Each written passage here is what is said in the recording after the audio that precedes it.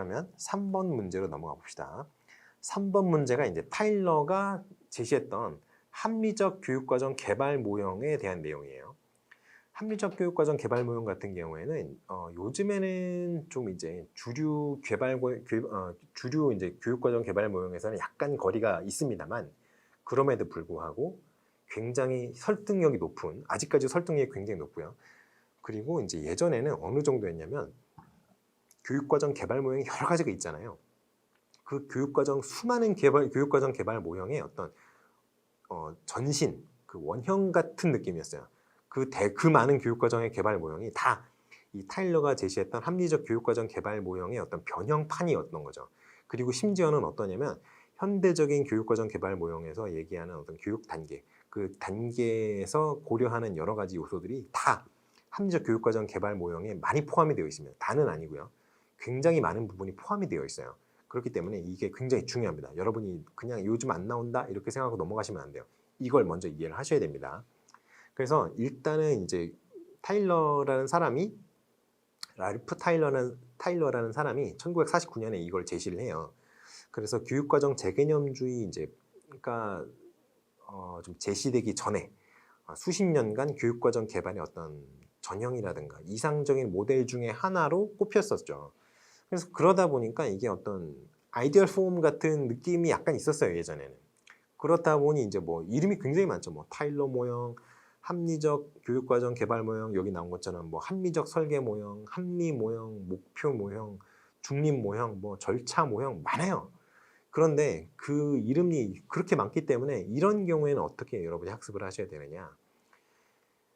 제시문에 나온 내용이 합리적 교육과정 개발 모형의 어떤 특징을 정확하게 묘사하고 있다면은 이게 그 타일러가 제시했던 합리적 교육과정 개발 모형인 거예요.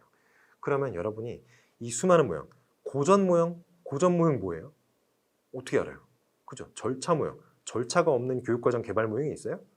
없죠? 이 수많은 이름을 다 모른단 말이에요, 우리가. 그러니까 이 교육과정 개발, 합리적 교육과정 개발 모형의 각 단계가 가지고 있는 특징 같은 거를 좀 잘 아셔야겠죠. 자, 그러면 기본적인 거를 한번 얘기를 해보고 넘어갑시다. 일단은 보비스트, 방금 전에 우리가 보고 왔던 활동 분석 기법을 제시했던 이 보비스라는 학자의 영향을 많이 받았어요, 이게. 그래서 일단 보빗은 교육과정 연구가 어떤 교육 실천가, 그러니까 쉽게 말해서 일선 학교의 교사들이죠. 교육 실천가에게 도움을 제공할 수 있어야 한다라고 생각을 했어요. 그래서 그런 목적을 달성하기 위해서, 그러니까 교육 실천가에게 실질적인 도움을 제공하고자 하는 목적을 달성하려면 성인이 직장에서 수행하는 직무를 분석을 해가지고 그 내용을 교육 내용으로 선별해야 된다라고 주장한 게 보빗인데, 일단은 그때 뭐가 들어갔어요? 뭐 인간 경험에 대한 분석이라든가 직무에 대한 분석이라든가, 그리고 교육 목표를 거기서 추출을 해야겠죠. 그리고 이제 목표를 선정을 하고 그 목표를 선정했으면 그 목표의 세부적인 계획, 이런 것들을 했던 게 이제 아까 얘기했던 그 목표 분석 이거잖아요. 활동 분석 기법. 그렇죠? 그런데 이거의 기본 개념은 타일러가 받아들여요. 타일러가. 그래서 학교의 우리가 이제 이제까지 접해왔던 교과 있잖아요. 교과가 전통적으로 배워왔던 세븐 리버 아트스, 7자유과라고 하죠. 그거에서 비롯한 어떤 전통 교과의 가치보다는 조금 더 아동들이 나중에 필요한 그런 기능을 중심으로 해서 합리적이고 객관적인 어떤 과학적인 근거를 통해서 그 내용을 선정을 하겠다는 거죠. 그래서 그러한 것들이 이제 좀 합리적이고 객관적인 근거를 통해서 선정이 되어야 된다라는 거죠. 그 옛날에 그 7자유과의 내용을 다 포함하는 것이 아니라. 그래서 이제 타일러 같은 경우에는 기본적으로 이제 8년 연구. 그래서 이 8년 연구가 뭐예요? 그 1933년부터 41년까지 그 진행됐던 연구잖아요. 근데 이 8년 연구의 목적이 뭐였어요?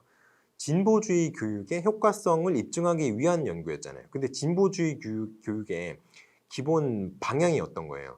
학생들의 흥미, 학생들의 요구에 부합하는 교육을 제공하는 게 진보주의 교육의 어떤 방향이잖아요. 그렇기 때문에 어떤 학생들의 실제적인 요구를 달성하기 위한 교육이 제시가 되어야 된다는 것이 합리적 교육과정 개발 모형의 어떤 기본적인 방향입니다. 그렇기 때문에 이거를 뭐 친일자유과에서 얘기하는 뭐 어떤 고전적인 어떤 가치의 습득이라든가 이런 걸 이제 기본적인 방향이다라고 얘기하시면 틀린 거예요. 아시겠죠?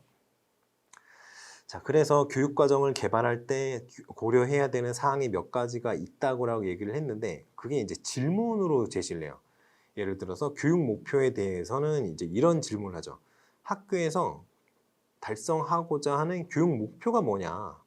학습 경험 같은 경우에는 어떤 교육 목표가 설정이 되었다면 그 교육 목표를 달성하기 위해서 좀 유리한 학습의 경험, 교육 내용이죠. 이건 어떻게 그럼 고를 거냐? 이런 질문을 합니다. 학습 경험 조직.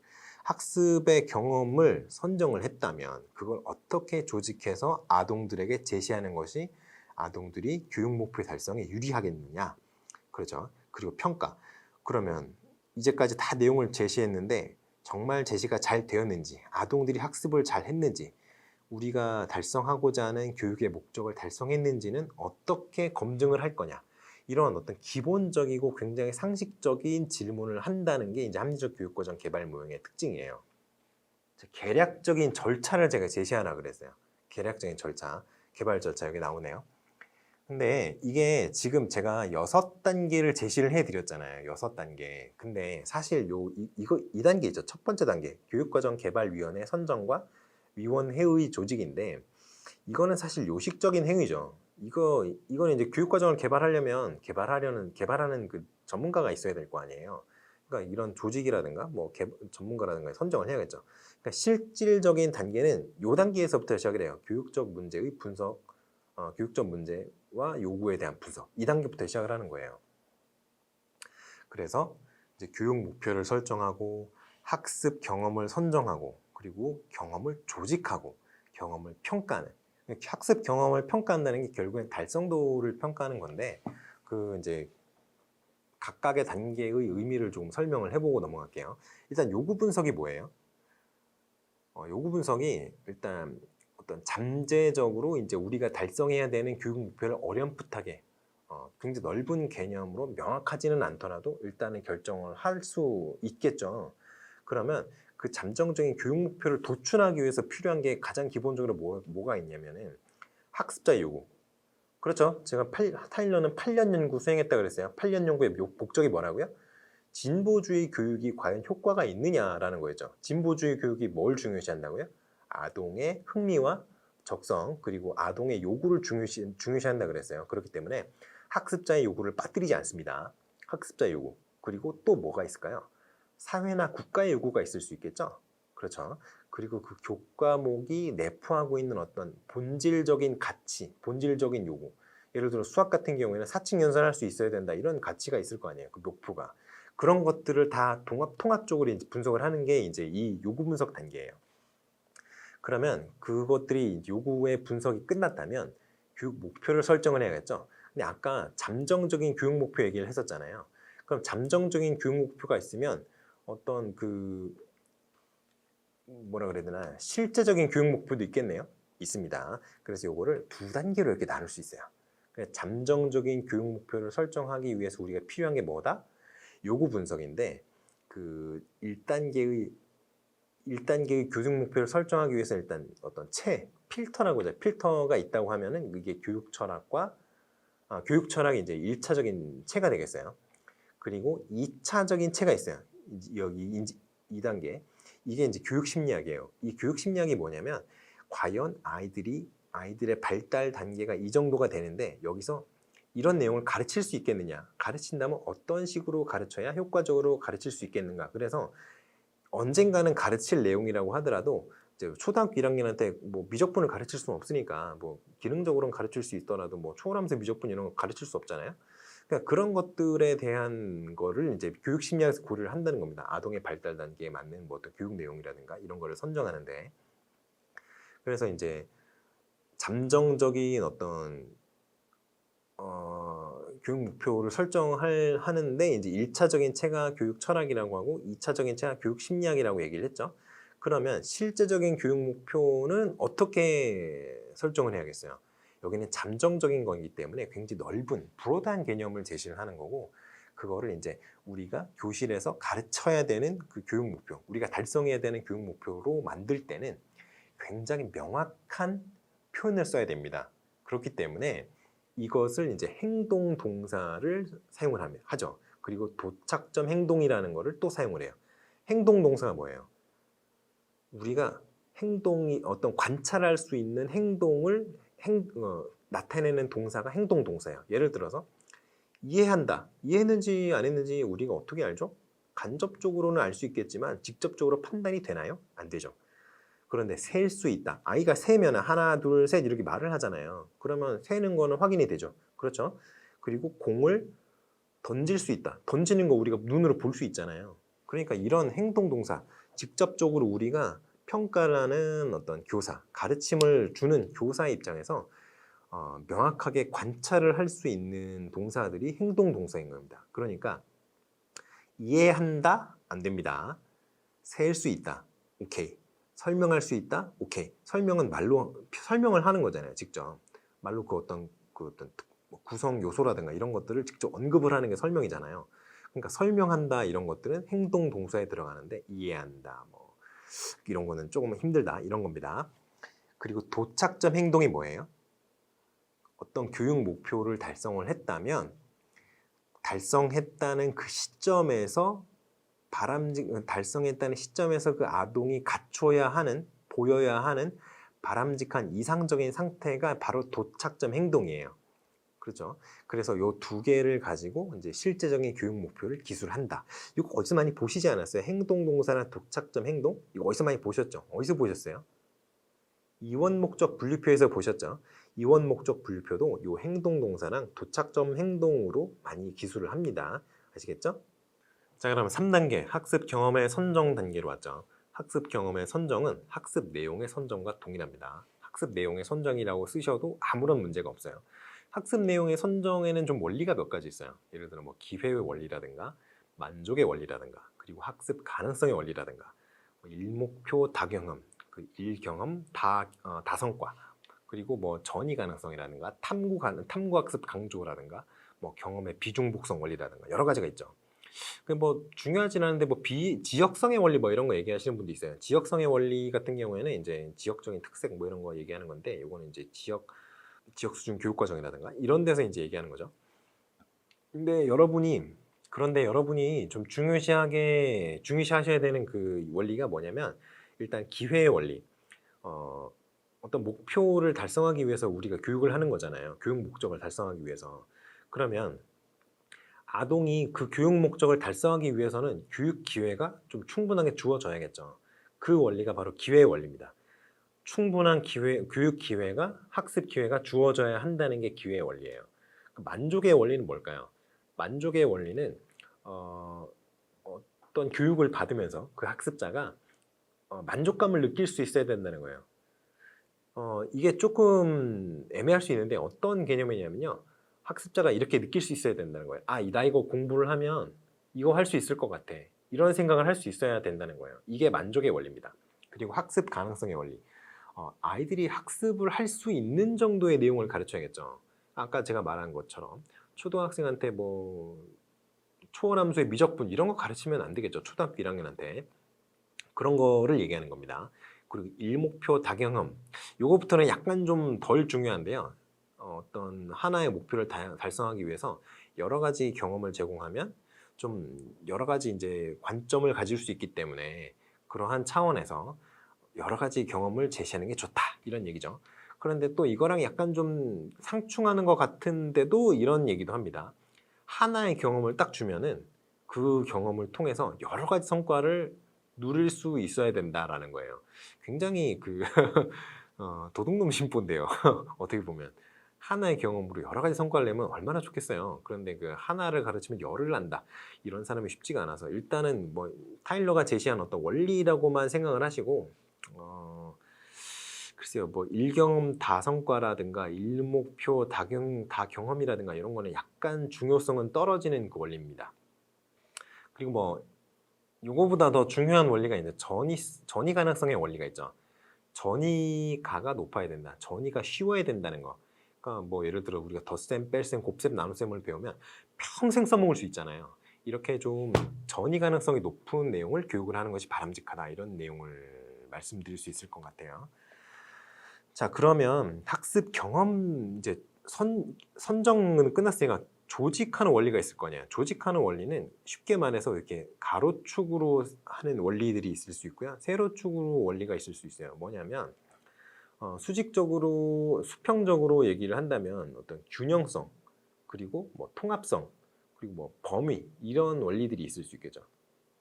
균형적이어야 되고 통합적이어야 되고 학습 경험이라는 게, 그리고 이제 범위가 좀 어느 정도 잘 이루어져야 된다는 거죠. 아동의 발달 수준에 맞는 범위가 제공이 되어야 된다, 이런 내용입니다. 수직적인 원리는 뭐예요? 그러면 어떤 쉬운 개념을 배웠으면 그거보다 조금 더 복잡한 그리고 어려운 개념을 배울 수 있어야 된다는 거예요. 그리고 이제 그것이 이제 같은 어떤 그 지식의 계열 안에서 그런 교육이 이루어져야 된다는 거고, 그리고 수직적인 연계성, 뭐 이런 얘기 하는 거죠. 그냥 뭐 그런 얘기라고 생각하시면 돼요. 수평적 원리가 있고 수직적 원리가 있다. 그 중에 뭐 균형성, 통합성, 뭐 범위, 이런 원리가 있고, 계속성, 계열성, 그리고 수직적 연계성, 뭐 이런 것들이 있어야 된다. 그러니까 이게 수직적으로 계속 아동이 발달하면서 계속적으로 끊임없이 어떤 개념의 범위라든가 개념의 난이도라든가 이런 게 점점 확대가 되어서 제공이 되어야지, 여기까지 교육을 하고 여기 딱 한참 끊겼다가 여기서 다시 교육이 되면 안 된다, 이런 건데, 아무튼 뭐 그런 것 원리들이 있다 생각을 하시면 될 것 같아요. 그럼 여기까지 끝났네요. 그럼 평가 내용으로 들어가야 되는데, 아까 제가 평가에서 어떤 거를 좀 활용한다고 얘기를 했었죠? 이원 목적 분류표 얘기를 했었죠? 그러니까 이 교육 목표의 달성도라는 거는 결국에는 학습 어떤 경험에 얼마나 효과적으로 전달되었느냐의 문제예요. 그렇죠. 이 학습 경험의 전달도를 측정하는 단계가 바로 이 평가 단계란 말이죠. 그러면 타일러이 같은 경우에는 제가 아까 얘기했죠. 8년 연구 수행했다고요. 8년 연구는 뭐의 효과성을 검증하기 위한 연구였다? 그렇죠. 진보주의 교육의 효과성을 검증하기 위한 것이었어요. 근데 진보주의 교육은 뭘 중요시 한다고요? 아동 개인의 흥미, 아동 개인의 적성, 그리고 아동 개인의 요구를 중요시한다고 그랬어요. 그럼 모든 아동의 요구라든가 흥미라든가 적성이라든가 다 다르겠죠. 100명 있으면 아마 100명 다 다를 거예요. 그러면 어떤 하나의 일률적인 기준으로 평가를 하면 돼요, 안 돼요? 안 되겠죠. 그렇기 때문에 타일러는 생각보다 굉장히 절대평가를 중요시합니다. 일정 수준만 도달하면 다 통과를 한 거로 봐야 된다는 거예요. 왜냐하면 그 적성이라든가 그 흥미라든가 이런 것들이 다 다르기 때문에, 그러한 아동 개인의 흥미, 적성, 그리고 뭐 요구, 이런 것들을 달성하기 위해서 기초적인 기본적인 기능만 가지고 있으면 되고, 그것까지만 달성하면 되지 그거를 뭐 서열로 나타낼 필요는 없다라는 게 타일러의 기본적인 생각이었어요. 그리고 그러한 차원에서 수행평가, 이것도 굉장히 강조를 하죠. 그래서 이렇게 평가를 하고 나서 이 평가 결과가 있을 거 아니에요. 이 평가 결과를 다시 한번 교육 목표의 설정이라든가 학습 경험의 선정이라든가 이 단계에 적용을 하는, 환류를 시키는 거죠. 이게 합리적 교육과정 개발 모형 같은 경우에는 이렇게 도중에 피드백선이 없어요. 도중에 이게 쭉 한 번에 끝까지 가는 선형적인 모델이라고 얘기를 한단 말이에요. 그런데 그럼에도 불구하고 이 평가의 결과를 다시 이쪽으로 활용하는 그런 순환적인 어떤 교육과정 개발을 목표로 하기는 했었어요. 일단은. 그런데 일단은 합리적 교육과정 개발 모형 같은 경우에는 선형적 모형이라고 많이 합니다. 아시겠죠? 그래서 이거를 이제 좀 이 순환적인 어떤 특성을 반영하기 위해서는 뭐 이런 방법을 생각할 수 있을 것 같아요. 예를 들어서 우리가 총괄평가라고 하죠. 총괄평가, 그 서머티브 테스트라고 하는데, 이 총괄평가를 우리는 한 번 딱 주죠. 한 번. 왜냐하면 어떤 특정 시점에서 그 학생이 달성하고 있는 학업 성취도를 평가하는 게 총괄평가의 목적이잖아요. 그렇기 때문에 한 번 평가하는 게 기본인데요. 근데 한 번 평가를 하면 학생의 어떤 성장이라든가 이런 거를 평가할 수 있어요, 없어요? 없죠. 당연히 없습니다. 행동의 변화라든가 달성도의 변화라든가 이런 건 측정을 할 수가 없어요. 그렇기 때문에 어떤 일정한 기간 내에서 복수의 평가를 하는 거죠. 보통 2번 평가를 하는데요. 초에 평가하고 말에 평가한다든가 이런 식으로. 그렇게 평가를 하면 동일한 기간 내에 학업 성취도가 얼마나 더 향상되었는가 이런 것들을 좀 우리가 알아볼 수 있죠. 그렇기 때문에 이제 2번 평가를 한다든가 이런 식으로 할 수가 있어요. 그런데 만약에 평가의 목적이 총괄 평가다 그러면 2번 평가하면 돼요, 안 돼요? 안 됩니다. 한 번 하셔야 돼요. 총괄 평가가 나쁜 거예요, 좋은 거예요? 그런 건 얘기할 수 없죠. 총괄 평가는 그냥 그런 목적으로 개발된 평가이기 때문에 그게 총괄 평가가 한 번 평가한다고 해서 뭐 나쁜 거 이런 거 아닙니다. 근데 총괄 평가의 형식으로 평가를 하면서 성장 지향 평가에 총괄 평가의 형식을 도입한다든가 아니면 능력 지향 평가에 총괄 평가의 형식을 도입한다든가 이러면 이제 서로 이제 충돌이 되는 거죠. 아시겠죠? 자, 그래서 이 합리적 교육과정 개발 모형이 그 교육과정 재개념주의가 등장하기 전까지 교육과정 개발 모형이 어떤 전형이었다고 말씀을 드렸어요. 그러면 그 전형이었던 이유가 뭐겠어요? 장점이 많으니까 전형이 되었을 거 아니에요. 그 장점을 이제부터 말씀을 드릴게요. 첫 번째가 일단은 이 유용성이 굉장히 좋습니다. 폭넓은 유용성을 가지고 있어요. 왜냐? 이게 어떤 교과에도 적용할 수 있거든요. 그렇기 때문에 포괄성도 넓고요. 합리성도 굉장히 높습니다. 어떤 교과나 어떤 수업의 수준에서도 활용이나 적용이 가능한 그런 특장점이 있어요. 그리고 평가 지침이 굉장히 명확해요. 왜요? 아까 우리가 교육 목표를 뭐로 기술한다 그랬어요? 행동 동사랑 그리고 도착점 행동으로 기술한다 그랬죠. 근데 두 가지가 어떠하여야 한다고 제가 얘기를 했었죠. 그렇죠. 객관적인 평가가 가능해야 한다고 했어요. 그러니까 교육 목표가 굉장히 명세적으로 기술이 돼요. 그렇다면 그렇게 명확하게 기술이 되어 있으면 그 교육과정을 만든 사람과 교육과정을 실행하는 일선학교의 교사의 의사소통에 어떤 문제가 생길 수 있을까요? 그럴 확률이 굉장히 낮겠죠. 왜냐하면 보면은 확실하게 이해를 할 수 있는데 또 의사소통에 문제가 생기지는 않을 것 같아요. 제 생각에는. 그렇기 때문에 어떤 교육의 관련자 간의 의사소통에 큰 도움이 된다. 이렇게 생각하시면 되겠습니다. 그리고 종합성. 이게 교육과정과 수업을 통합적으로 연결했다고 하죠. 이 교육과정이 어떻게 디자인이 돼요? 이게 실제로 교육을 했을 때 교육 현장에서, 학교에서, 교실에서 어떠한 교육 내용을 어떻게 전달하여야 된다라는 거에 초점을 맞추고 있는 거잖아요. 그렇기 때문에 통합적으로 연결했다. 이런 장점이 있죠. 그리고 이 네 번째 건 제가 회색 글씨로 썼는데 경험적인 연구를 촉발했다. 이것도 장점이라고 얘기할 수 있습니다. 장점이라고 얘기할 수 있으나 이거는 사실 그렇게 큰 주목을 받는 내용은 아니에요. 그렇기 때문에 이거는 여러분이 잊어버리셔도 된다. 이거는 크게 중요성을 안 두셔도 된다. 물론 알아두시면 좋다. 하지만 이거를 외워야 된다고 이걸 못 외웠다고 크게 슬퍼하실 필요까지는 없다. 아시겠죠? 이거 외우면 안 된다라고 얘기하는 거 아닙니다. 외워두시면 좋은데 굳이 몰라도 큰 문제는 없지 않겠느냐 이렇게 생각을 합니다. 자, 그래서 단점도 있어요. 단점이 없을 수가 없죠. 단점이 없다면 교육과정 재개념주의가 제기가 되었을 때도 아직까지 합리적 교육과정 개발 모형이 교육과정 개발에서 어떤 전형이라든가 그런 걸로 사용이 되고 있었을 거예요. 단점이 뭐가 있을까요? 일단은 개발의 기준과 절차만을 제시를 했지 어떠한 교육 내용이 바람직한지에 대해서는 제시를 하지 못했어요. 이 사람이 타일러가 얘기했던 바람직한 교육 내용이라는 거는 결국에는 아동의 흥미나 적성, 요구 이런 거를 충실히 반영하는 교육 내용이잖아요. 그런데 그게 가장 중요하다고 생각했기 때문에 어떤 바람직한 윤리관이라든가 그런 거에 대한 고려는 조금 부족하지 않느냐 이런 비판을 받습니다.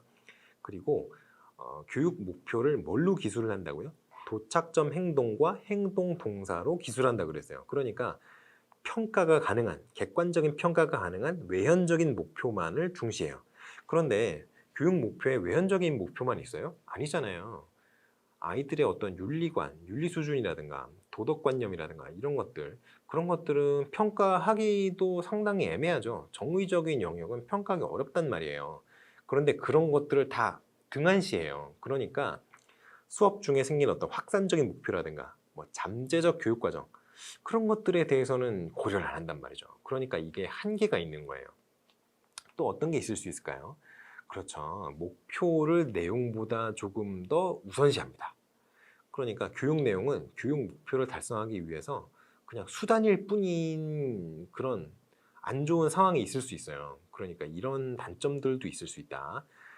그리고 마지막으로 평가와 목표가 너무 밀착한다라는 단점이 있을 수 있어요. 이게 사실은 그 3번 문제의 다음 문제, 4번 문제죠. 이 Backward Curriculum Design, 이거에서 더 여기를 다시 자, 그리고 평가와 목표가 네 번째로 평가와 목표가 밀착한다는 어떤 단점이 있을 수 있어요. 그러면 이게 평가와 수업이 밀착이 되면 좋은데요. 왜냐하면 교육 내용을 평가를 해야 되는 게 맞으니까요. 왜냐하면 교육 내용을 평가를 해야지 타당도가 높을 거 아니에요. 신뢰도 타당도는 교육 내용과 평가 내용이 일치할수록 높습니다. 그런데 문제가 되는 게 어떤 거라고 했었죠? 제가 한번 출제를 한 적이 있었죠. 환류 효과, 워시백 이펙트, 백워시라고도 한다 그랬죠. 그게 너무 커질 수 있어요. 평가와 수업이 너무 밀착하면. 그렇기 때문에 적정선을 유지를 한다는 게 중요하다는 거예요. 우리가 소금 넣을 때 적당히 넣으라고 하는 게 어렵잖아요. 그런데 이것도 똑같습니다. 적당한 수준이 좋아요. 그런데 수업이 평가에 종속된다라는 거는 약간 좀 문제가 있지 않느냐, 그런 비판을 받습니다. 또 마지막으로 교육과정의 어떤 실제에 관여하는 다양한 요인이 있을 수 있는데 그거를 다하는 고려를 못해요. 어떤 요인이 있을까요? 일단은 교육과정에 학생과 교사만 관련이 있을까요? 아니죠. 학생보다 더 밀접한 관련이 있는 사람이 누구예요? 학부모잖아요. 학부모의 요구는 반영을 안 한단 말이에요. 그런데 이런 그 학부모라든가 국가의 요구라든가 국가에서 요구하는 어떤 교육의 가이드라인이 있을 수 있는데 그런 것들에 대한 요구보다는 학생의 어떤 흥미, 적성 뭐 이런 거에 더 초점을 맞추다 보니까 이런 다양한 요구들은 좀 고려를 못한다, 이런 단점이 좀 있습니다. 자, 그래서 합리적 교육과정 개발 모형에 대한 이렇게 설명을 이 정도로 끝내면 좋을 것 같아요. 자, 그러면 마지막 문제입니다. 마지막 문제. Backward 설계 모형, 역방향 설계 모형이라고도 하죠. 문제를 다시 한번 보고 오겠어요. 문제에서는 백워드 설계 모형이 강조하는 영속적 이해, Enduring Understanding의 개념을 먼저 물었고요. 이거 쓰셔야겠죠? Enduring Understanding이라는 거는 어떤 거다라고 쓰셔야 되고, 그리고 백워드 설계 모형의 절차를 쓰셔야 돼요. 자, 그러면 Enduring Understanding, 백워드 설계 모형, 이 개념부터 일단은 짚고 넘어가야 될 것 같아요. 백워드 설계 모형이 어떤 설계 모형이냐? 그러면 목적 지향적인 교육 설계를 굉장히 강조하는 모양이에요. 목적 지향적인 교육과정 설계라? 이게 뭘까요? 목적 지향적이라는 거는 결국에는 마지막에 달성해야 되는 교육 목표를 얼마나 달성했느냐를 좀 평가를 하겠다, 이거를 좀 중요시한다, 이런 개념으로 받아들이시면 되겠습니다. 그래서 이 백워드 설계 모형이 사실은 나온 지가 아주 오래되지는 않았어요. 사실 여러분 이제 지능 이론이라든가 기억 이론이라든가 최신 이론 이렇게 하는데 1970년대 이러잖아요. 그럼 1970년대면 이게 최신 이론이라고 하는데 1970년대예요. 50년 전 이론인데 최신 이론이라고 소개를 한단 말이죠. 교육학 임용고시 교육학 그 개론서들이. 이게 약간 어폐가 있는데 이거는 그거보다는 양반이다. 왜냐면 이게 나온 게 거의 2000년 정도에 나와요. 98년인가에 나옵니다. 그래서 위긴스랑 맥타이가 주장을 해요. 그러니까 이게 그 타일러가 주장했던 합리적 교육과정 개발 모형이 언제 제시가 됐다고요? 1950년. 쭉 한 70년대까지 그게 교육과정 개발 모형의 전형이었다가 교육과정 재개념주의가 70년대에 이제 제기가 되면서 그 이제 어떤 주류 교육과정 개발 모형의 지위를 잃어버리고 몇십 년간 이제 그냥 크게 지지를 못 받아요. 그러다가 이제 2000년 가까이 다 돼가지고 30년 정도 만에 다시 한번 타일러의 그 합리적 교육과정 개발 모형이 주목을 좀 받게 되는 이유가 바로 이 위긴스랑 맥타이가 제시했던 역방향 설계 모형이 타일러의 합리적 교육과정 개발 모형을 반영을 했기 때문이에요. 어떻게 보면 좀 이제 고전의 부활이다. 합리적 교육과정 개발 모형이 이제 르네상스기를 맞았다. 이렇게 생각할 수도 있겠습니다. 그런데 이게 제시가 됐던 어떤 미국의 상황이 있습니다. 상황이 뭐냐면 미국의 NCLB 법안이 있어요. NCLB. 아시는 분은 아시겠지만 낙오 학생 방지법이라고 있습니다. No Child Left Behind라고, No Child Left Behind라는 어떤 법안이 입안이 돼요. 어떠한 학생도 교육에서 낙오되어서는 아니 된다라는 내용을 골자로 하는 법안이에요. 그래서 모든 아이가 일정 수준의 교육 성과를 달성을 해야 되는데, 그러면 그 모든 아이가 일정 성과의 교육 성과를 달성하려면 교육 성과의 달성도를 어떻게 설정할 거예요? 그렇죠. 그러니까 평가가 중요해지는 거예요. 평가를 어떻게 기준을 삼을 거냐. 그래서 이 평가를 중요시하고, 평가가 중요시되니까 평가부터 먼저 설계를 하고, 평가의 어떤 목적을 달성하기 위해서 교육 내용을 선정하면 되겠네 라고 하면서 나온 게 이겁니다. 그래서 기존 교육과정 설계의 어떤 한계점이 좀 있어요. 왜냐하면 기존 교육과정은 평가를 먼저 설계하는 게 아니라 교육 목표를 먼저 설정하고요. 교육 내용을 선정하고 그거를 교육을 한 다음에 달성도가 얼마인지 평가를 하잖아요. 그런데 그러다 보니 교육 목표의 설정 단계에서부터 교육 평가의 단계까지 여러 단계가 있잖아요. 그러면 단계가 여러 단계다 보니까 약간씩 괴리감이 생기는 거죠. 단계 진행할 때마다. 그러니까 그렇게 하는 거는 어떤 게 교육의 실제와 평가가 조금 이제 괴리된다라고 하면서, 교육의 설계와 이론과 실제가 좀 괴리된다, 이런 주장을 하면서 평가의 목표를 잡았으면 그걸 기반으로 교육 내용을 선정하면 되는 거 아니냐, 이렇게 나오는 겁니다. 그래서 교사의 어떤 초점, 교사가 교육을 할 때의 초점이 학습이 아니라 교수에 머무르게 되는 그런 한계점이 있었죠. 왜냐하면 가르치는 데만 집중을 하다 보니까 교육하는 그 학습 자료 양도 굉장히 많아지고요. 그리고 아동들이 별로 필요로 하지 않는 내용들도 지금 제가 이제 곁다리로 이제 얘기를 좀 드리는 거는, 사실 여러분이 집중력을 계속 유지하기가 쉽지 않기 때문에 어떤 여러분의 끊어져 있는 집중력이 이제 그 잡담 비슷한 약간 곁다리 얘기를 이제 거치면서 다시 회복되는 걸 노리는 그런 차원에서 약간 곁다리 얘기를 하는 건데, 그게 아니라 여기서는 아이들이 필요로 하지 않는 내용을 막 열심히 가르친단 말이에요. 제가 얘기하는 곁다리 내용은 그 우리 책들 보면 쉬어가기 코너 이런 거 있잖아요. 그런 개념의 얘기인데, 여기 이제 기존 교육과정은 그런 게 아니란 말이죠. 필요가 없는 내용을 막 가르쳐요. 그러니까 얼마나 문제가 있겠어요. 아이들이 얼마나 피곤하겠습니까? 학습 내용이 많아지는데. 그러니까 무엇을 필요로 하는지에 대한 고려 없이 교사가 그냥 내가 이걸 가르치겠다라고 결정을 하는 거예요. 그러니까 그거는 안 좋다라는 거죠. 그래서 학습의 양이라든가 속도라든가 많은 양을 빠른 시간에 교육하는 게 중요해지는 거예요. 점점 교사 자신에게 초점을 맞춰지니까. 이게 얼마나 아동들에게 부담이 되겠습니까? 학습의 양이. 그렇기 때문에 활동 범람이라는 현상이 나와요. 활동 범람이 뭐냐면요, 별 쓰잘데기 없는, 그 목적이 없는, 그 크게 이제 교육적으로 중요한 목적이 아님에도 불구하고 그게 교육의 중요한 목적으로 받아들여지게 되는 그런 활동이 굉장히 여러 개가 제시가 되는 그런 현상을 활동 범람 현상이라고 해요. 뭐 중요한 건 아닙니다. 이런 단점들이 있는데 백오도 설계 모형은 그런 단점들을 해결을 하고자 제시가 되는 거예요. 그러면 백오도 설계 모형에 따라서 교육 과정을 설계하면 어떠한 장점이 있겠어요? 평가의 목적이 먼저 나오고 나서 그 평가 목적을 달성하기 위해서 필요한 그 양만큼만 교육을 할 거 아니에요. 그러니까 얼마나 평가와 교육 내용이 밀접한 관계가 있겠습니까? 그런 장점이 있는 거죠. 자, 그러면 일단은 그 정의는 것까지 얘기를 드렸고, 그래서 국가 수준의 교육 과정과 학교 현장의 수업 과정이 굉장히 밀착이 될 수 있도록 하는 것이 목표예요. 왜냐하면 No Child Left Behind 이 교육 법안의 어떤 영향 때문에 그래요. 어떤 아동들도 교육 목표를 달성하지 못해서는 아니 된다는 거니까. 그러니까 국가 수준 교육 과정이 모든 아이들이 일정 수준 이상의 학업 성취도를 달성하는 게 목표가 되는 거니까 그러한 목표를 달성하기 위한 교육 과정, 학교 현장의 어떤 수업 이거를 설계를 하게 되는 거죠.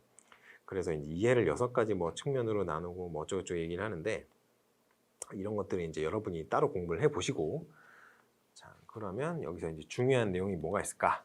특징이 있습니다. 특징. 백오도 설계 모의 특징. 그러면 가장 눈에 띄는 특징이 뭐예요? 그렇죠. 평가가 굉장히 강조된다. 평가가 강조된다. 평가의 기능과 역할이 굉장히 강조됩니다. 그리고 평가에 대한 계획이 학습 경험 및 수업에 대한 계획에 선행한다.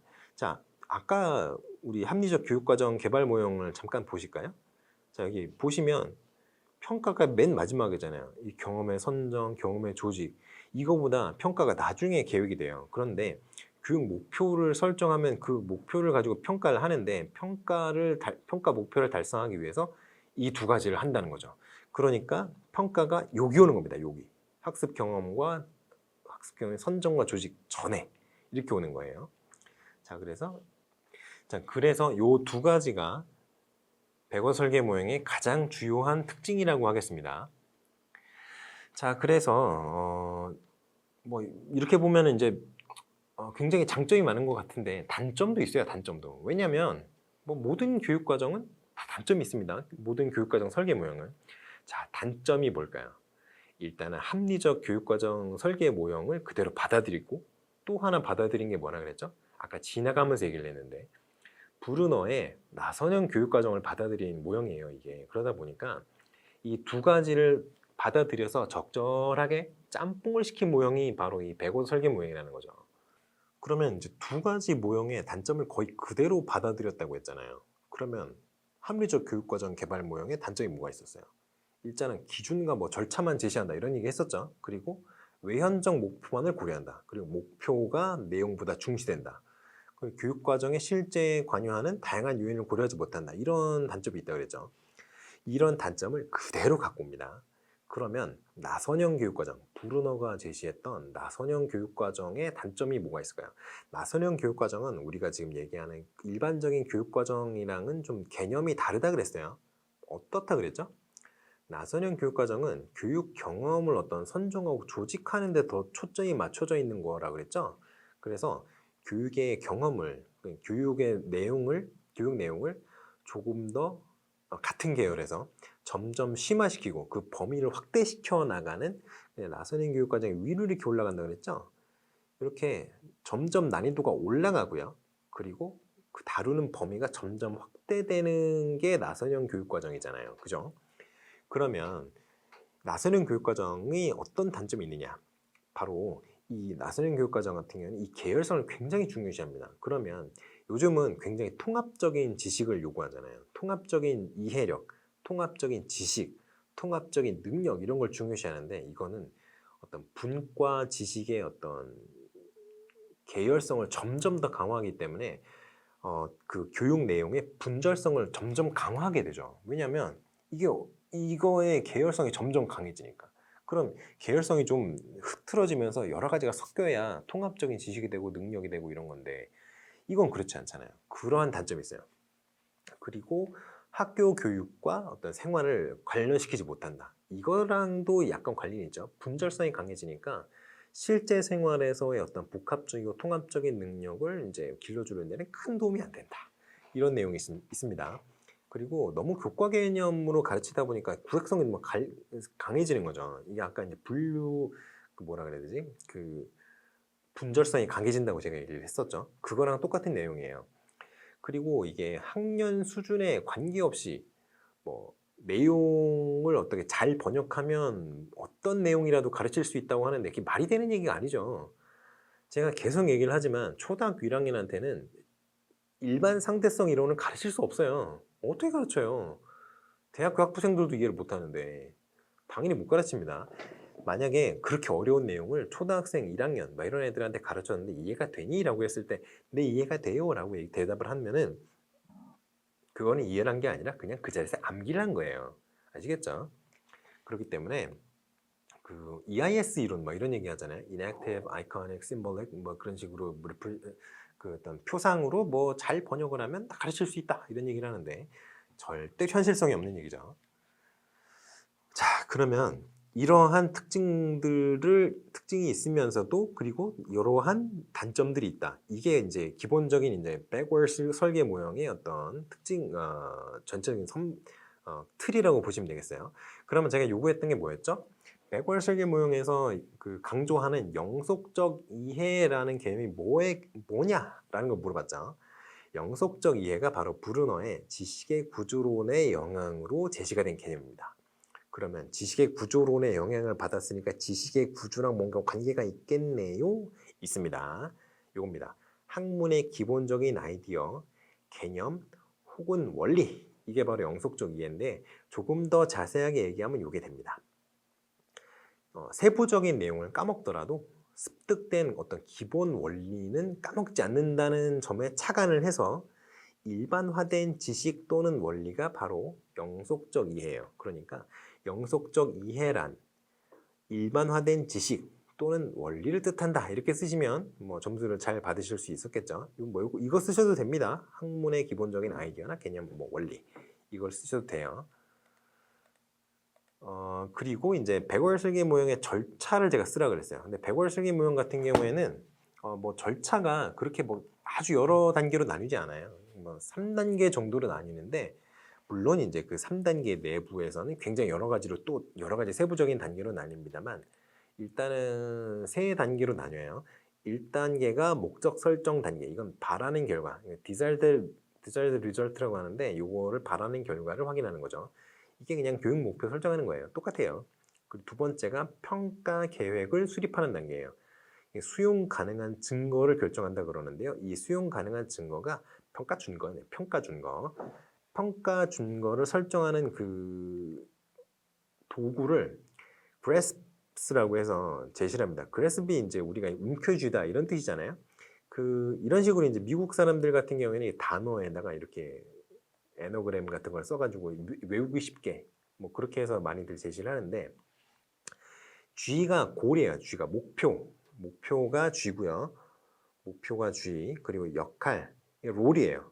그리고 청중 audience죠. 상황 situation 쓰려니까 좀 귀찮네요. 수행은 이제 performance 그리고 기준이 standards 이렇게 해서 요걸 앞 글자를 다 따가지고 그래스프스 이렇게 합니다. 그래서 요거는 요 인터넷에 찾아보시면 이제 그래스프스 같은 거 나올 수 있어요. 그래서 이제 요 수행 과제 같은 경우에는 이제 학습자들이 이제 실생활에서 적용할 수 있는 상황, 시츄에이션이죠. 상황에서 어떠한 골이죠. 목표를 가지고 구체적인 대상 또는 청중을 고려하면서 어디언스죠. 특정 역할, 롤이죠. 을 맡아서 기준에 따라서 스탠다드죠. 결과물, 퍼포먼스죠. 을 만들어내는 형식으로 개발되는 거예요. 다시 한번 쭉 말씀드릴게요. 수행 과제라는 거는 학습자들이 실생활에 적용할 수 있는 상황에서 어떤 목표를 가지고 구체적인 대상 또는 청중을 고려하면서 특정 역할을 맡아서 기준에 따라서 결과물을 만들어내는 형식으로 개발이 된다. 이렇게 생각을 하시면 되겠어요. 자, 그게 이제 2단계고요. 3단계가 이제 학습 경험을 학습 계획입니다. 학습 계획 단계. 이게 학습 경험과 수업 계획이죠. 학습 경험이 뭐예요? 수업 내용이죠. 교육 내용입니다. 그리고 수업 계획은 이제 아까 얘기했던 학습 경험을 제시하는 방법 그거였고요. 3단계에서는 뭐 고려하는 게 여러 가지가 있어요. 이 두 단계를 합친 거잖아요. 그러니까 이제 어떤 지식과 기능을 이제 활용을 해서 아이들의 어떤 수행과 바라는 결과, 요 1번에서 얘기했던 목적, 교육 목적을 효과적으로 달성할 수 있도록 할 것인가 이런 것들에 대한 고려도 필요하고요. 그리고 어떤 활동들이 아이들이 필요로 하는 어떤 지식과 기능을 갖추도록 하는가, 그러니까 교육 내용이죠. 그리고 학습되고 안내될 필요가 있는 게 무엇이냐, 교육 내용입니다. 이것도. 그리고 수행 목표에 따라서 어떻게 학습이 되어야 되는가, 어떠한 방법으로 가르칠 것인가, 학교의 교육 방법과 교육 내용이죠. 뭐 이런 것들이 이제 들어갑니다. 그리고 여기서 조금 특징적인 게 뭐냐면 자료 있잖아요. 자료, 학습 자료. 이 학습 자료는 그 교육 내용과는 좀 다른 별개의 차원의 얘기입니다. 예를 들어 핸드아웃으로 줄 것이냐, 아니면 멀티미디어, 시청각 자료로 줄 것이냐, 이런 학습 자료의 어떤 유형이라든가 이런 거에 대한 고려도 이 학습 계획에서 좀 고려가 되어야 된다. 이런 게 있어요. 자, 그렇게 해서 이제 오늘 전반적인 이제 문제 설명은 다 드렸고요. 오늘 이제 했던 내용을 한번 간단하게 마지막으로 요약을 해드리고 오늘 해설 강의를 마치도록 하겠습니다. 이제 계몽주의를 맨 처음에 이제 얘기를 했어요. 계몽주의. 계몽주의가 뭐라고요? 계몽주의는 17세기, 18세기에 유럽과 신세계가 어디라고요? 아메리카 대륙과 오세아니아. 그러니까 서방 세계를 휩쓸었던 그런 진보적 성격의 어떤 지적 사상운동이라고 했죠. 진보, 여기 정치적인 그 진보 아닙니다. 사회 진보할 때 그 진보예요. 더 옛날보다 개선된다는 의미의 그 사회 진보적인 성격의 그 지적인 사상운동이라고 생각을 하시면 되고요. 그 특징이 뭐라고요? 이성에 대한 어떤 거의 무한대에 가까울 정도의 그 신뢰, 그리고 관용, 인권, 자율 이런 거 중요시한다고 했죠. 그리고 이제 권력에 대한 거부, 그리고 사회 정치 사상에 대한 과학적인 접근, 그죠? 그런 방법을 이제 도입을 했다. 그리고 이제 공교육의 개념이 뭐라고요? 공교육은 국가 또는 지방자치단체가 국민에 대한 교육을 지원하고 또 통제하는 형태의 교육이다. 이게 협의의 공교육의 개념이라고 그랬어요. 그럼 광의의 교육 개념은, 광의의 공교육은 뭐라고요? 그렇죠. 국가가 제시하는 가이드라인 내에서의 교육이다. 이렇게 생각하시면 되겠습니다. 그래서 이제 그 공교육이 대체로 이제 19세기 중엽에 유럽에 이제 정착이 됐는데, 독일 같은 경우에 19세기 초반에, 그래서 독일이 짱짱맨이다 결론적으로 그런 얘기를 했습니다. 그래서 공교육이 도입이 된 이후에 교육의 주체가 종교기관, 그냥 교회죠. 교회, 쉽게 말해 교회에서 어디로 왔다고요? 국가로 왔다. 이렇게 생각하시면 되겠습니다. 자, 그러면 계몽주의가 보편교육 확대에 어떤 영향을 미쳤다고요? 계몽주의는 모든 인간이 이성을 갖고 있고, 그리고 이성이 발달할 수 있다, 없다, 개발할 수 있다 그랬습니다. 그렇기 때문에 개발할 수 있는 가능성이 누구에게나 있기 때문에 우리는 교육을 해야 된다, 이런 입장이라 그랬어요. 그렇기 때문에 이제 할 수 있는데 왜 안 하느냐, 이런 차원에서 공교육 확대를 이제 부르짖었고, 그 개념이 대중들에게 받아들여지면서 공교육 확산의 어떤 긍정적인 분위기를 형성하는데 또 토대가 되었다, 이런 얘기를 할 수 있습니다. 자, 그리고 공교육의 특징이 뭐라 그랬죠? 크게 보면 이제 세 가지가 있다 그랬죠. 하나는 뭐예요? 교육 대상이 누구라고요? 모든 국민이다. 그리고 두 번째가 뭐라고요? 두 번째, 이렇게 하는 게 낫겠네요.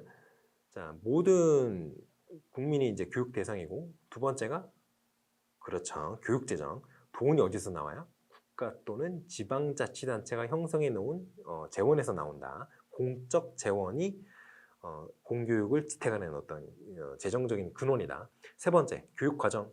어떤 거라고요? 그렇죠, 교육과정은 국가가 관리한다. 가이드라인을 국가가 준다. 요 세 가지가 크게 이제 공교육의 특성이라고 그랬고, 그리고 그거 외에도 이제 기본 이념 이런 거 얘기한다 그랬습니다. 뭐 있다고 그랬어요? 보편성, 평등성, 의무성, 무상성, 전문성. 우리나라에서는 크게 강조되지는 않지만 중립성. 요즘에는 좀 이렇게 좀 문제가 되는 발언을 하시는 그 선생님들이 종종 계시는데, 신문도에도 좀 나오고 그러잖아요. 그러시면 안 됩니다. 자신의 사상은 자신 혼자 갖고 계세요. 아이들에게 강요할 만한 사상은 아닌 것 같습니다. 자신의 사상이 그렇게 바람직한가요? 단언할 수 있으세요? 저도 제가 말하는 게 항상 옳다고 말할 수 없거든요.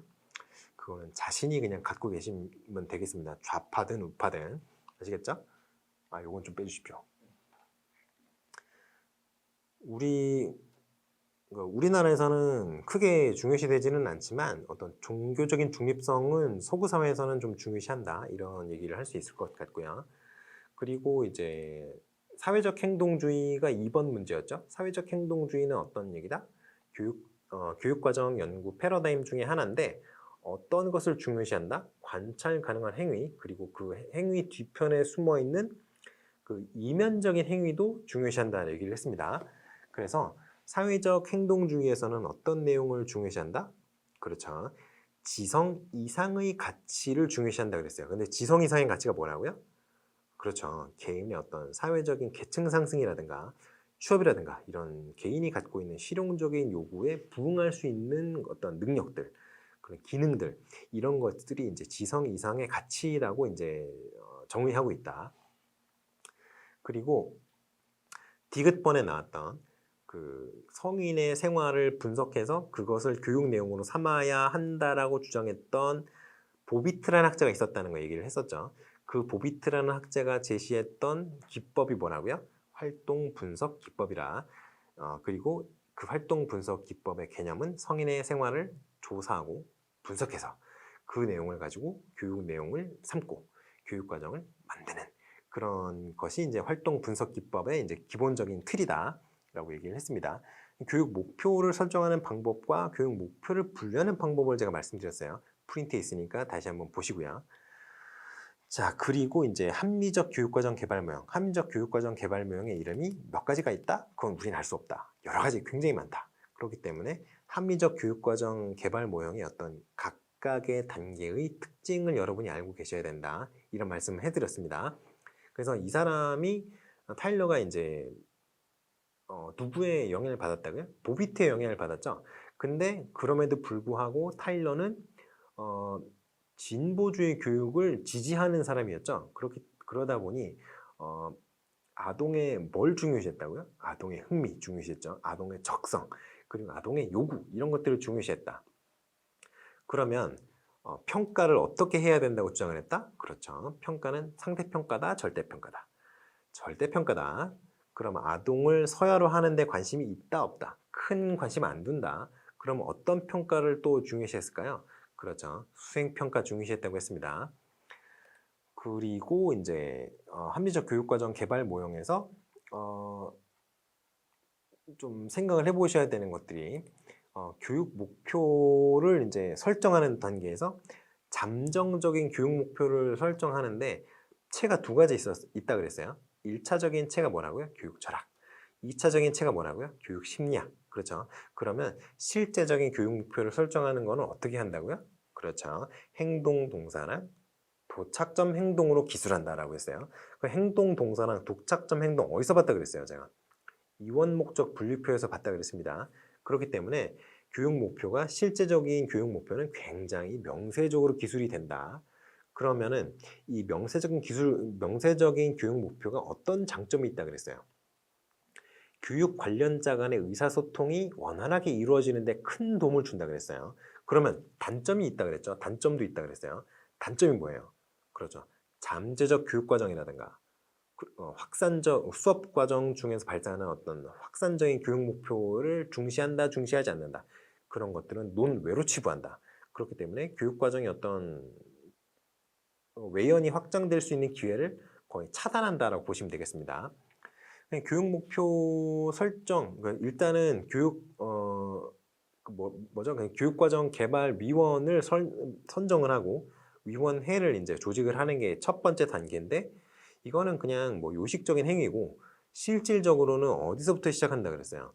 요구 분석부터 시작한다 그랬죠. 요구 분석 누구의 요구를 분석한다고요?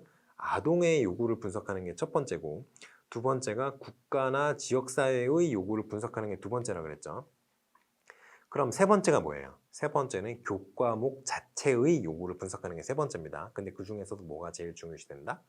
아동의 요구가 가장 중요시되었다. 그렇기 때문에 여러 가지 단점이 좀 나온다. 교육 목표 설정은 이제 여러 가지 원리가 있는데 뭐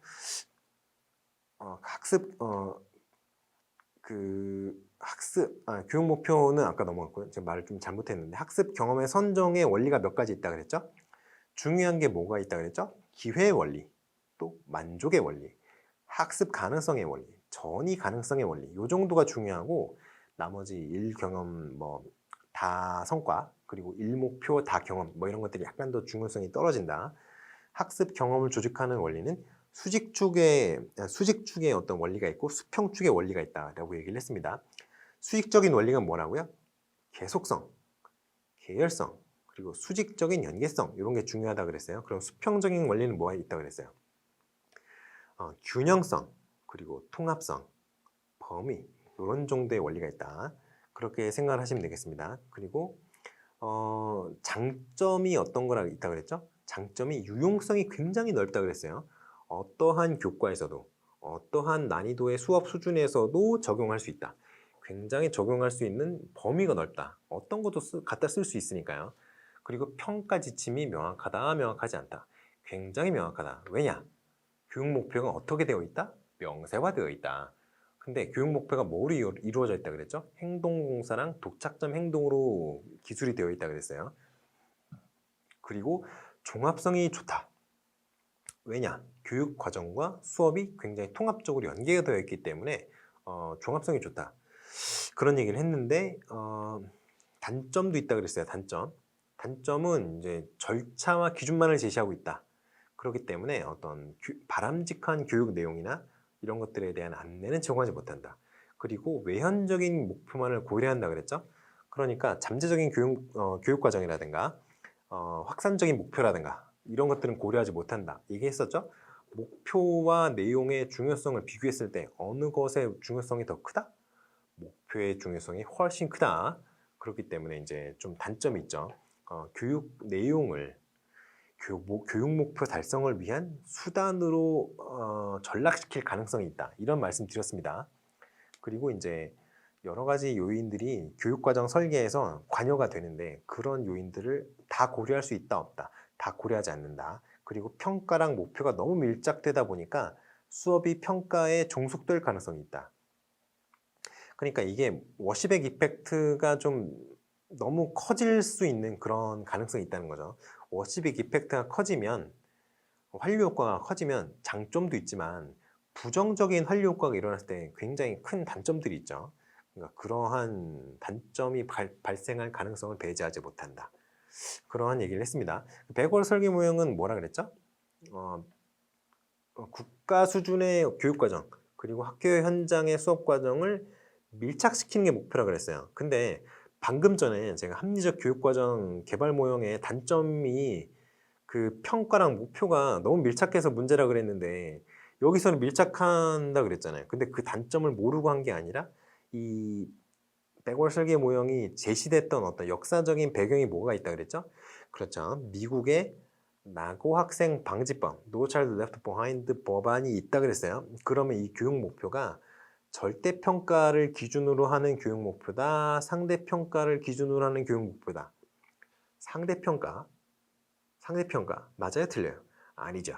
절대 평가를 기준으로 하는 기반으로 하는 교육 목표다. 그렇기 때문에 이런 경우에는 그 일정 수준의 교육 목표만 달성하면 모두 오케이이기 때문에 교육 과정의 목표 국가 수준 교육 과정과 어떤 수업 과정과의 밀착을 해도 큰 문제가 없었다는 거예요. 이러니까 이게 약간씩 이제 이런 거를 지적을 안 하면 굉장히 여러분이 헷갈릴 수 있는 거죠. 자, 그래서 그러한 특징이 있는 설계 모형이다. 그래서 평가가 어디 온다? 교육 목표를 설정하는 바로 다음 단계에 온다 그랬어요. 합리적 교육과정 개발 모형은 교육 목표 설정 다음에 뭐가 와요? 교육 내용의 선정 단계가 오잖아요. 근데 평가 단계 가장 마지막에 오고, 근데 백월 설계 모형에서는 평가 단계가 교육 목표의 선정과 학습 내용의 학습 경험의 선정 그 사이의 단계에 들어온다. 기억을 하시고 있어야 됩니다. 그렇죠? 그렇기 때문에 평가의 기능이 굉장히 중요시되고, 그리고 평가에 대한 계획이 학습 경험과 수업에 대한 계획에 선행한다. 이런 특징이 있다 말씀드렸습니다. 영속적 이해라는 개념이 중요시된다 그랬는데 영속적 이해가 어디서 왔다고요? 브루노의 지식의 구조론에서 왔다 그랬어요. 그럼 그게 뭐라고요? 학문의 기본적인 아이디어 또는 개념 또는 원리라고 했습니다. 그러니까 일반화된 지식이라는 거예요. 세부적인 내용을 다 까먹어도 기억하는 그런 원리, 그게 바로 영속적인 이해라고 그랬어요. 그러면 백월 설계 모형의 절차가 3가지가 있다 그랬죠. 목적 설정, 평가 계획 수립, 그리고 학습 계획 이렇게 3가지로 나뉘는데 뭐 세부 내용은 이제 프린트 있으니까 핸드아웃 있으니까 그걸 보시고요. 백월 설계 모형에 장점이 있으나 단점이 있다 그랬죠. 단점이 뭐라 그랬어요? 타일러의 합리적 교육과정 개발 모형과 브루너의 그 나선형 교육과정을 둘 다 거의 그대로 받아들인 다음에 적절하게 믹스해서 만든 모양이기 때문에 절차가 약간 달라졌을 뿐, 그 두 가지 교육과정이 가지고 있는 장점과 단점들을 거의 그대로 가지고 왔다라고 했습니다. 단점을 이제 아까 이제 그 얘기를 들었으니까, 타일러 모형 같은 경우에는 그 브루너의 나선형 교육과정의 단점을 좀 얘기를 하자면, 아이디어가 분절성이 강해진다, 약해진다. 분절성이 강해진다. 그러면 교과가 분절성이 강해진다, 약해진다. 분절성이 강해진다. 그러면 현대 사회의 어떤 통합적인 요구, 통합적 지식과 통합적 기술과 통합적 이해, 통합적 사고 능력과 100만 광년쯤 동떨어진다, 동떨어지지 않는다. 동떨어진다. 그렇기 때문에 학문의 정체성을 강조하는 그 특성 때문에 여러 가지 단점이 있다 그랬어요. 그리고 또 하나 뭐 있다 그랬죠? 학교 교육과 실제 생활과의 괴리감이 커진다 그랬어요. 왜냐하면 어떤 개념을 계속 심화하기 때문에, 그 심화한 내용이 실제 생활에서 쓰임이 있을까 없을까 하면은 그 분절성 때문에 좀 없다 그랬습니다. 그리고 또 하나 뭐 있다 그랬죠? 가르치는 내용이 어떤 학습자의 발달 단계에 맞도록 번역이 되면 다 가르칠 수 있다 그랬는데, 그 현실성이 있다 없다? 없다 그랬습니다. 그런 단점이 있다. 그러한 내용들이 이제 오늘 이제 여러분이 학습한 내용이 되겠고요. 자, 그래서 오늘 수업은 여기까지고요. 다음 시간에 9회 모의고사 해설 강의로 돌아오겠습니다. 감사합니다.